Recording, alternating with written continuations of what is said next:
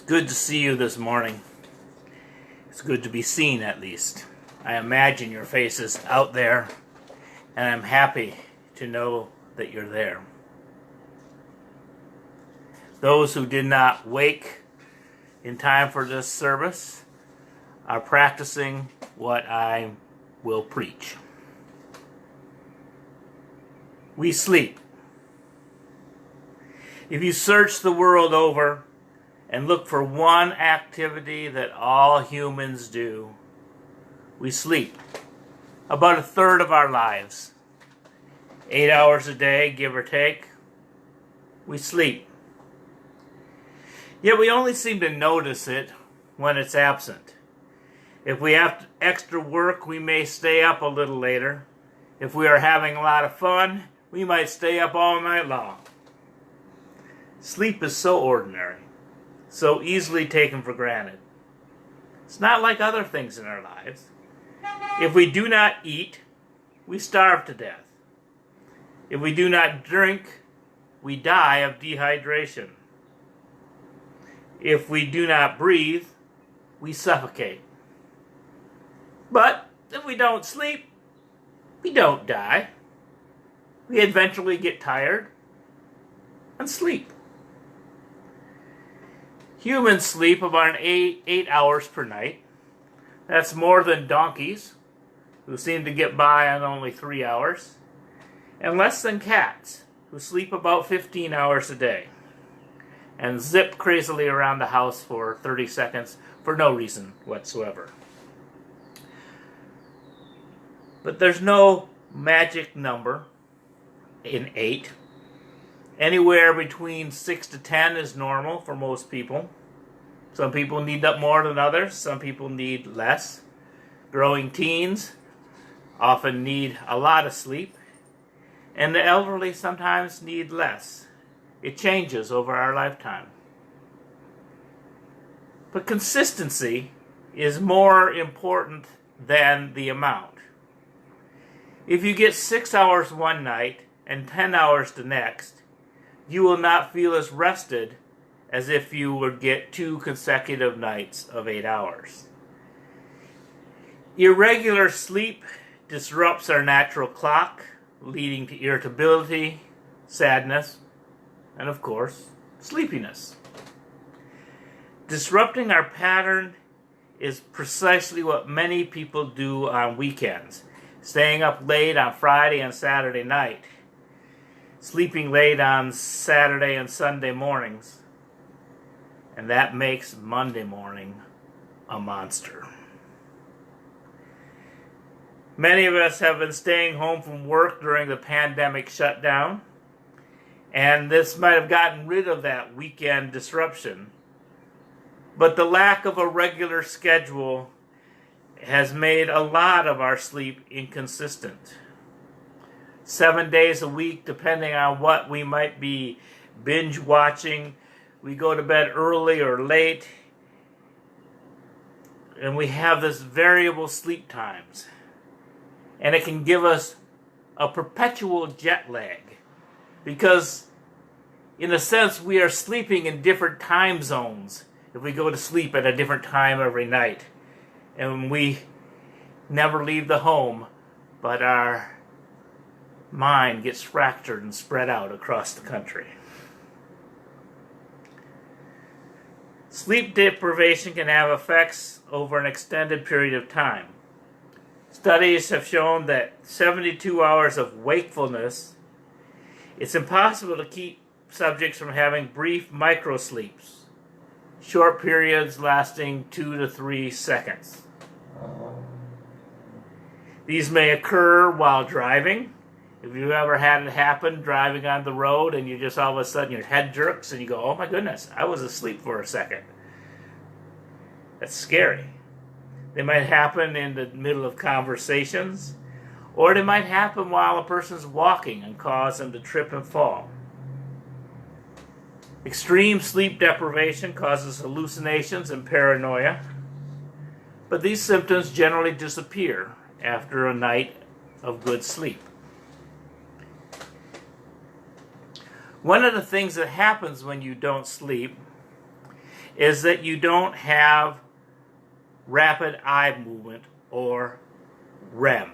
REM is associated with dreaming. When people report dreams, their eyes kind of follow and look at all the action during the dream. Researchers went and allowed people to sleep, but then woke them up whenever they noticed the REM sleep. And they found that their creative learning was impaired, while rote learning was improved. So, if you're cramming for a multiple choice test or a true-false test, staying up all night might work to get that information in there, and so you can just kind of repeat it, regurgitate it out. But if your test or your work requires an essay or creative thinking, it will be very difficult if you don't get this dream sleep. When we lose sleep, we lose energy. It's hard to rise and shine. When we lose sleep, we lose patience. It's harder to see the worth and dignity of each person. When we lose sleep, we lose coordination. That's why I give long-haul truck drivers a lot of room on the freeway. When we lose sleep, we lose our ability to focus. The random chaos of our dreams is necessary during sleep. Otherwise, it just kind of happens while we're awake. Sleep is healing. In his book of Chemistry of Conscious States, Harvard psychiatrist and neurophysiologist Alan Hobson contends, of all the practices known to be associated with good health, sleep is the most beneficial. Sleep and the immune system are in a benign cycle. Sleep enhances immune system function, and immune activity enhances sleep. So it's important in this time of when we're worried about a virus or any illness that we take care of ourselves and make sure that our body is strong enough and has enough resilience.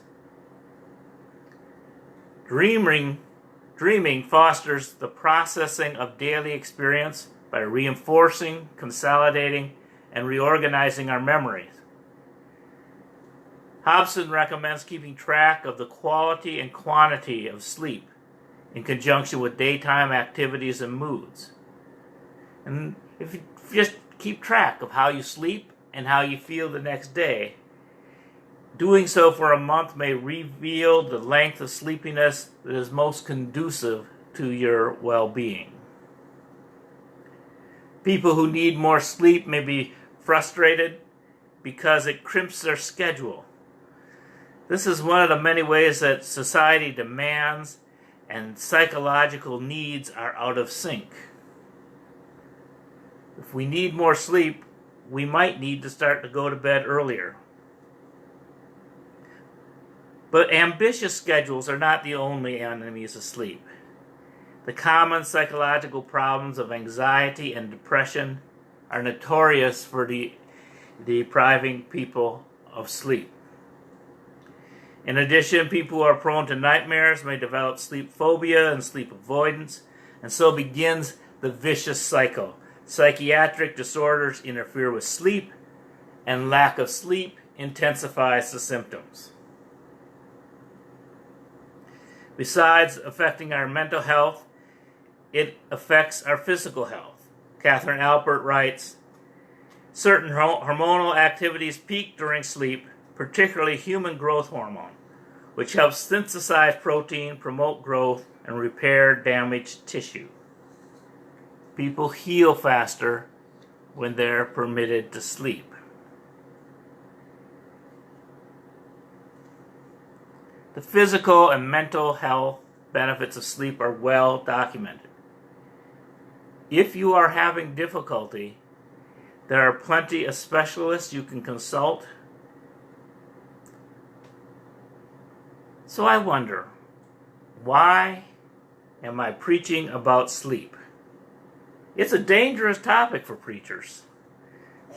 Ministers, who are often accused of being sleep-inducing, face a risk when discussing this topic that suggests that their congregation may go to sleep. You may be sleepy. You may be very tired. You may have had a long night, and this discourse with a gentle voice might put you to sleep. Plus, there are many more important topics today. The killing of Floyd George has unmasked the racism that pervades our society. North Carolina is reopening the beaches and bars even as our rate of COVID-19 increases. The pandemic is being minimized. Profits are being promoted over people. Much of the nation is in grief, while many ridicule that pain or ignore them. China is violating the rights of the citizens of Hong Kong.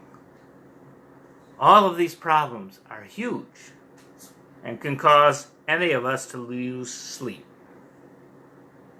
which is why I'm preaching about sleep.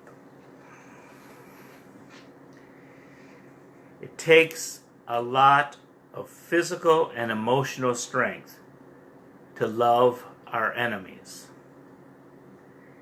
We cannot love our neighbors as ourselves if we do not love ourselves. And loving ourselves involves self-care. Self-care requires sleep. Let us take care of ourselves so we have the strength to care for others. Sleep is valuable to our overall well-being. We often just think of sleep as doing nothing. Sleep is what we do when we're done doing things. It's the absence of action. It's the cessation of thought. Our daily vacation from what life is all about.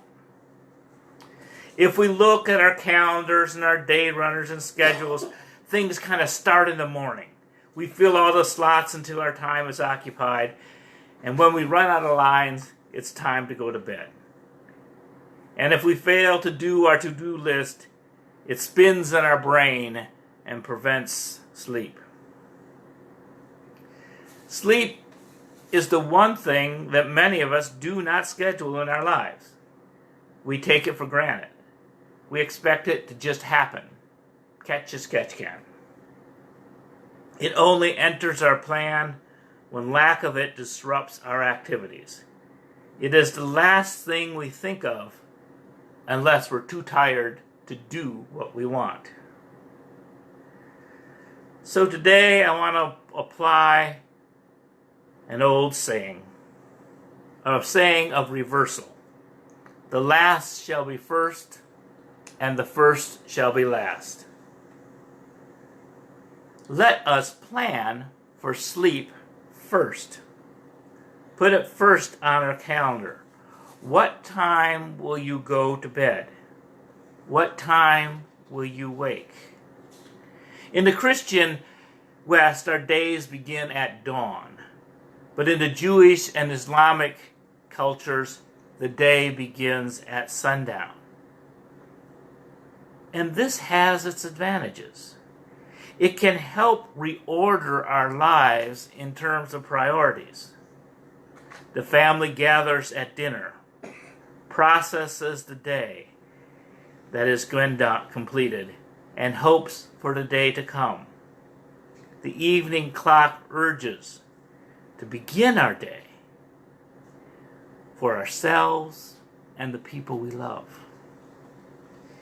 Evening time is when our deepest needs get satisfied. Pleasure, contentment, a sense of belonging. Evening is when we enjoy our basic needs of food and shelter. Morning is alarming. It's about entering the struggle. In the spirit of reversal, I suggest we set an alarm for sleep. a couple hours perhaps before you actually go to bed. I have an alarm on my phone that's at 8 o'clock, just telling me, oh, it's 8 o'clock, you should start winding down. Get comfortable. When the bell tolls, we prepare ourselves for sleep, even if we don't feel tired. Each of us need to sense how much sleep we need at night. And now, these days when some of us are less tied to a schedule, is a perfect time to do the experiment. Think about what time you want to wake up in the morning. And then set your alarm, but go to bed early and earlier each night until you wake up before your morning alarm.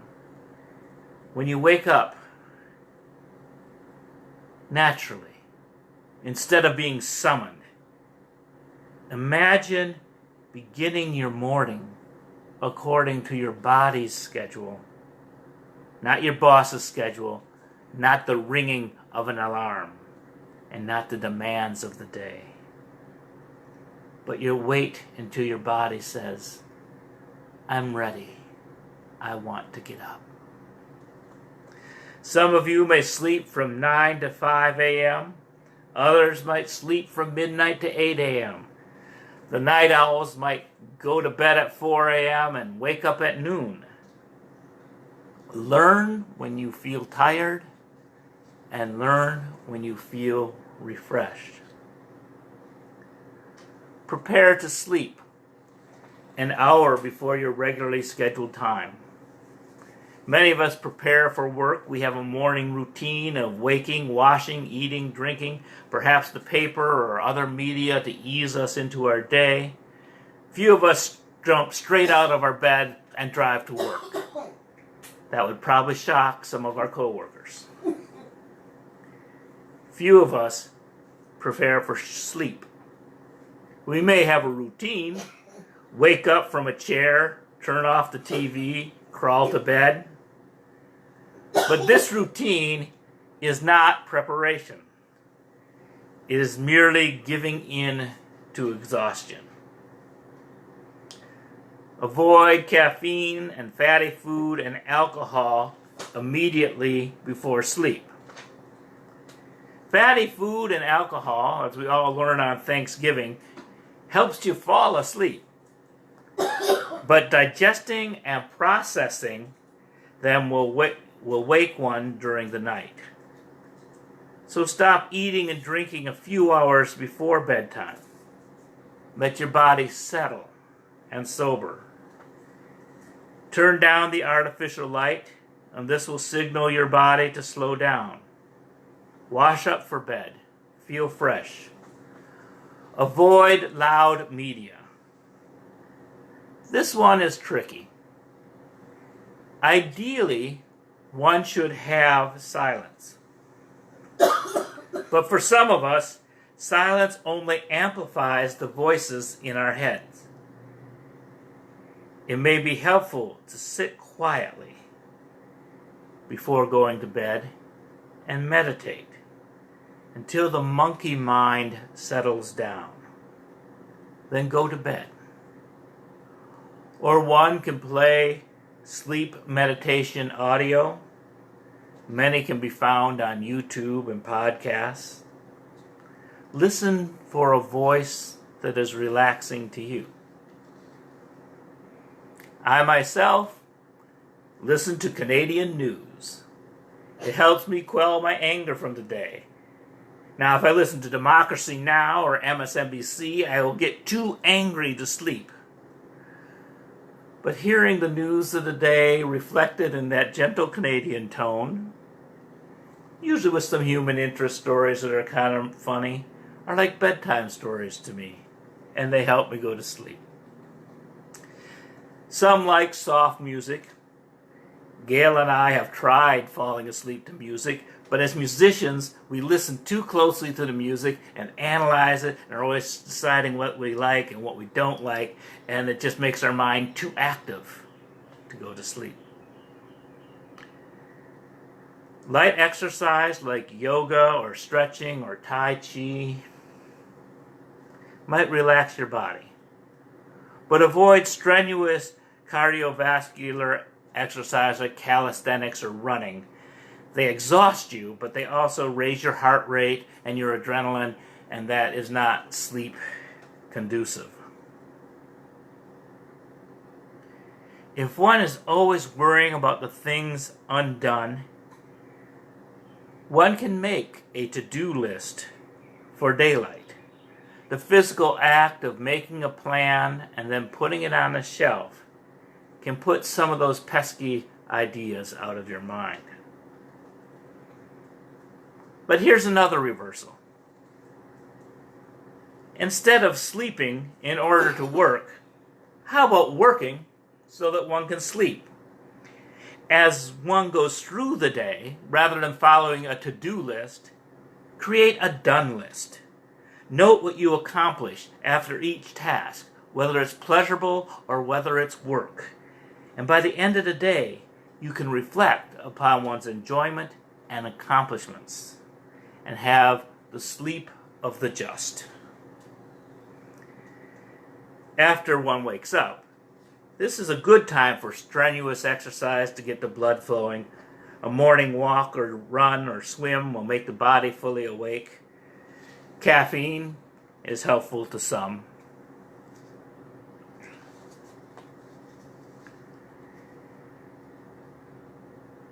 To have a sense of what you want to do each day, of how you are going to live your important values, is important. Especially for retirees who no longer have to report to somebody for work. You still have some internal things that you say need to get done. There are things I can do today to make the world better and to make myself better. And this also works for anybody who's in social isolation due to the pandemic. There are so many ways to reach out, and it's easy to let time slip away. Having no schedule kind of gives us a mushy sense of time. It's easy to get out of the sync with the sun and with one's body, and binge watching one show after another can melt into a blur.